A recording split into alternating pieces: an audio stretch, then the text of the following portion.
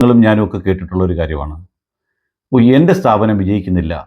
ഞാൻ എത്ര കണ്ട് സ്റ്റാഫിനെ നിർത്തിയിട്ടും എത്ര മാർക്കറ്റ് ചെയ്തിട്ടും അത് വിജയിക്കുന്നില്ല എന്നൊരു വാക്ക് നിങ്ങൾ കേട്ടിട്ടുണ്ടാവും. അവരുടെ സ്ഥാപനം വിജയിക്കുന്നുണ്ട് എന്ന് പറയും. ഇത് നിത്യജീവിതത്തിൽ നമ്മൾ കാണുന്ന ഒരു കാര്യമാണ്. വിജയിക്കുന്നവരുടെ എല്ലാം പിന്നിൽ അവർ അതിനകത്ത് ഡിവോട്ടഡ് ആയിരിക്കും. കാരണം അവരുടെ സാന്നിധ്യം എപ്പോഴും അവിടെ ഉണ്ടെങ്കിൽ മാത്രമേ ആ സ്ഥാപനം ശരിയായ രീതിയിൽ മുമ്പോട്ട് പോവുകയുള്ളൂ. സ്വന്തം സ്ഥാപനം മറ്റുള്ളവരെ ഏൽപ്പിച്ചിട്ട് മറ്റു ചില പണിക്ക് പോകുമ്പോഴാണ് നമുക്ക് പലപ്പോഴും തകർച്ച ഉണ്ടാകുന്നത്. കാരണം നിങ്ങളുടെ സ്ഥാപനത്തോട് ഏറ്റവും കൂടുതൽ കൂറും സ്നേഹവും ഉള്ളത് നിങ്ങൾക്ക് മാത്രമാണ്.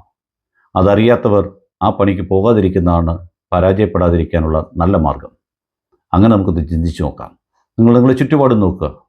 അവിടെ വിജയിച്ചിട്ടുള്ള മുഴുവൻ ആൾക്കാരും ആ സ്ഥാപനത്തിനോടൊപ്പം വളരുകയും തളരുകയും ചെയ്തിട്ടുള്ളവരാണെന്ന് പറയേണ്ടിയിരിക്കുന്നു. തളർന്നവരെല്ലാം തന്നെ ആ സ്ഥാപനത്തെ ദൂരെ നിന്ന് കണ്ടവരാണ്. വിജയിച്ചവരൊക്കെ ആ സ്ഥാപനത്തിനോടൊപ്പം നിന്നവരാണ്.